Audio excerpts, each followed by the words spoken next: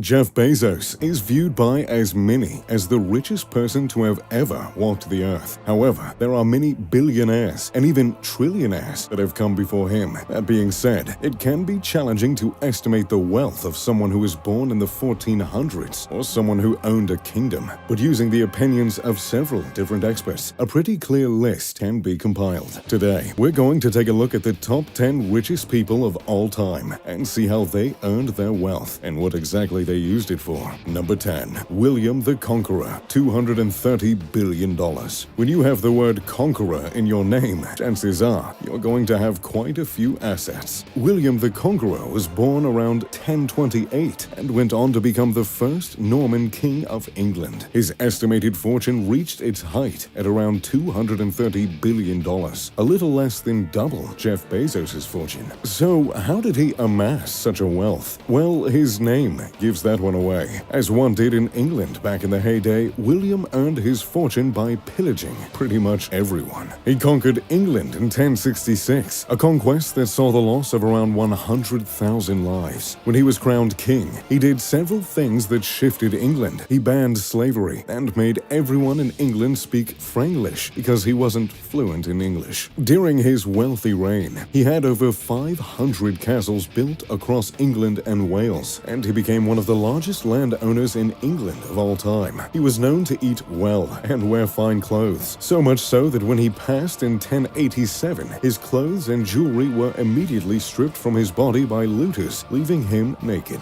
Number 9. Osman Ali Khan, $236 billion.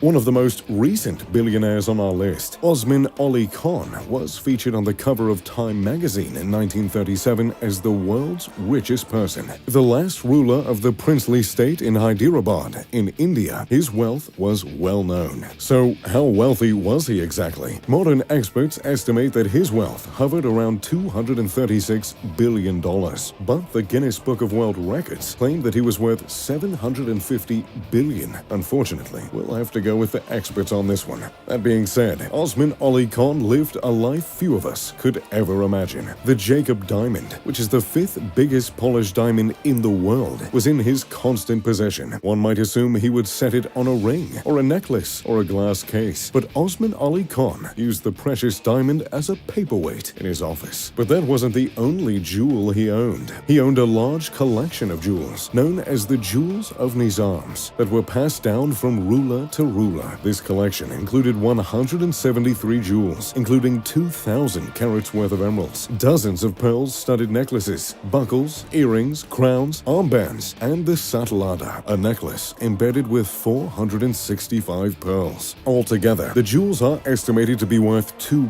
billion, only a fraction of his immense wealth. Yet, despite owning such a wealth, living in a massive palace, owning 50 Rolls-Royce vehicles, and having 300 servants, Osman didn't always reflect his financial status. He was known to wear the same hat for nearly his entire life. He ate his food on a tin plate and was known to beg his guests to bum a cigarette. He was even known to knit his own socks. Over the course of his rule, he introduced electricity, airplanes, and railways to the district. He was also known for donating much of his wealth to educational institutions and religious institutions throughout India. Number 8. Nikolai Romanov, $300 billion.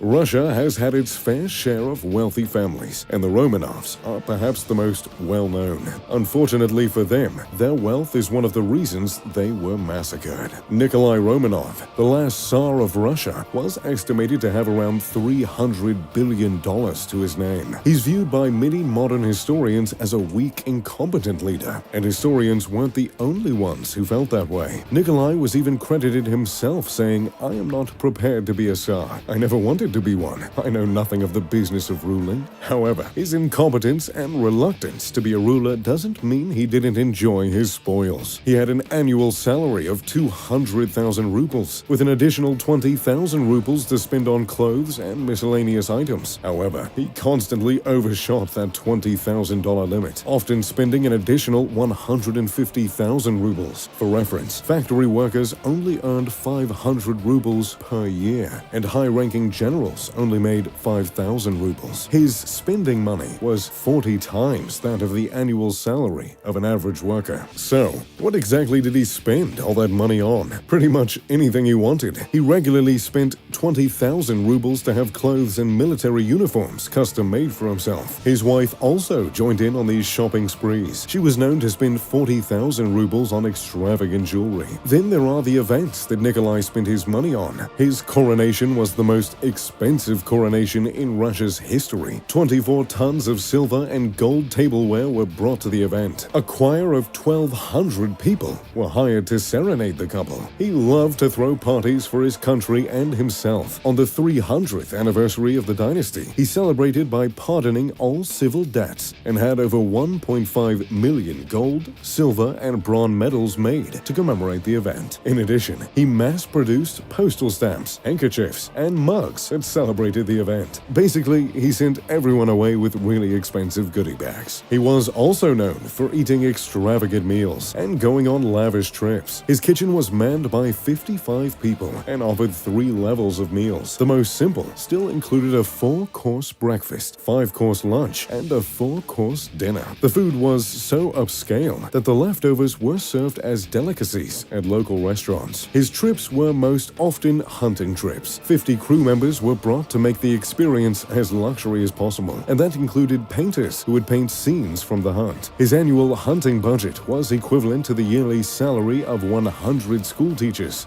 If that's not extravagant wealth, well, I don't know what is. Number 7. Andrew Carnegie, $309 billion. When you think of wealthy American families, chances are the Carnegies come to mind. Andrew Carnegie was a steel magnate who went from working in a factory changing spools of thread to having a net worth of $309 billion. He started his early career working as a telegraph messenger. His success, hard work, and attention to detail led him becoming the superintendent of the Western Division of Pennsylvania Railroad by the time he was 24. His superiors at his jobs taught him about business and influenced his investing, which led him to investing a lot of money in the railroad industry right as it began to boom. After the Civil War, Carnegie left the railroad business and went on to develop several ironworks companies, namely Keystone Bridge Works and the Union Iron Works. He also launched the Carnegie Steel Company, which he sold to J.P. Morgan for an astounding $13 billion.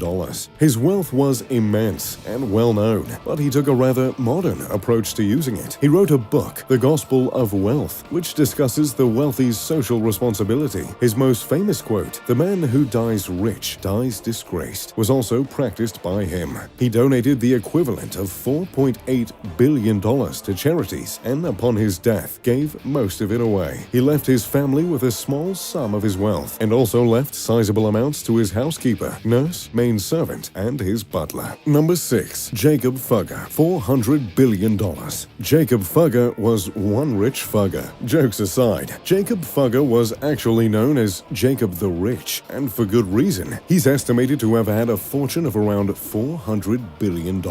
Back in the good old 1400s, Jacob's parents earned their fortune trading textiles with Italy. When Jacob came of age, he started mining operations for silver, quicksilver, copper, and cinnabar. He had a talent for investing, and he often spread his wealth across many different industries, and it worked out pretty well for him. By the time he had truly made it, he was loaning money out to the Vatican. His money helped build many of the Vatican's buildings, including the Sistine Chapel. He was known to spend his money on some rather lavish things from time to time, and in a period of extreme wealth in Italy, that often meant building homes, art, and fine clothing. His wife greatly benefited from this. At one point in his life, he bought his wife 40,000 guilders worth of jewelry. His own home was 4 stories tall and was, at the time, a modern Renaissance building. There were water fountains and fireplaces in every single room. He was also quite a giver. He funded Fugare, which became the first low-income housing program in the world. There are 52 homes on the property that housed families in difficult situations. The yearly rent was 1 symbolic guilder, though the residences did have to pray for the Fugger family 3 times per day. Fugare is still standing with residents to this day, and they still only have to pay 1 guilder per year, which equals about 88 cents. There's no word on if they still have to pray for the family, however. Number 5. John D. Rockefeller, $400 billion. Good old Jeff may be the most wealthy American right now, but he's got a long way to go to beat the wealthiest American of all time. John D. Rockefeller. That name should sound familiar to you. The oil oil tycoon had a fortune of around $400 billion. He founded the Standard Oil Company in 1870, which began to skyrocket in value shortly after. At one point in time, Standard Oil Company controlled 90% of the oil in the United States. His personal wealth became so enormous that his fortune was 2% of the national economy. With all his money, Rockefeller lived an incredibly comfortable life. He owned houses across the United States. Most notably, he owned Kikuit, a 40-home room with views of New York City. The home took 6 years to complete and featured collections of Chinese ceramics and 20th century art. But the Kikuit home was just the beginning. The home was set on an estate that would come to be known as the Pocantico Estate. The estate covered 3,510 acres and included 75 houses, 70 roads, and 9-hole reversible golf course, outdoor swimming pools, several tennis courts, a full-sized bowling alley, billiard halls, and its own farm and gardens. Rockefeller wasn't well liked by much of the public, but as he aged, he really stepped his philanthropy game up. He donated 10% of his income yearly to charity. Number 4. Akbar I. Akbar I owned a massive empire in the 1500s, and he had quite a fortune too, estimated to have been around $500 billion, though some estimates say he was worth even more. As a direct descendant of Genghis Khan, he had ruling and conquering in his blood. He worked hard from the moment he took the throne to conquer as much territory as possible, tripling it in the size by the end of his rule. Known as the Mughal Empire, his reign stretched across India all the way into northern Afghanistan. He was most known for his religious tolerance, which was most unheard of in the time. Although he was Muslim, many of his closest advisors and the city leaders were Hindu. He took an active role in uniting the two religions and allowing individuals the freedom to choose. He was known for helping translate Hindu literature, and he even took an active role in Hindu festivals. Little is known about how his wealth was spent, but it is known that he had a lot of it. His empire controlled 25% of the world's GDP for years. His palace was said to have exquisite carvings, wall paintings, and extremely rare furniture. Number 3. Augustus Caesar. Julius Caesar may be more well known, but his heir, Augustus Caesar, was the rich one. He is the only confirmed trillionaire in history, owning a fifth of the wealth of the Roman Empire, which accounted for 30% of the world's GDP at the time. Most experts agree his fortune hovered around $4.3 trillion. On top of the wealth his position as emperor brought, much of his fortune came from inheritance. He inherited 75% of Julius Caesar's wealth, and while no one knows exactly how much that is, Julius was known to have left 300 sesterces to every Roman citizen upon his death. At the time, 300 sesterces was worth 4 months' wages, and that barely put a dent in his finances. But it wasn't just Julius who gave Augustus money. Several wealthy families were known to leave part of their estate to the emperor, hoping it would bring political safety to their own children. During his 40-year affluent reign, he doubles the size of the Roman Empire. He founded a standing army, police and fire services, a courier system, and roads, effectively bringing Rome into the modern age. During his life, he lived in a palace now known as the House of Augustus. The House of Augustus featured entire rooms dedicated to art and weapons. Mosaics were said to cover every floor, and frescoes were said to cover every wall. Upon his death, one of the last recorded things he said was, "I found Rome of clay. I leave it to you of marble."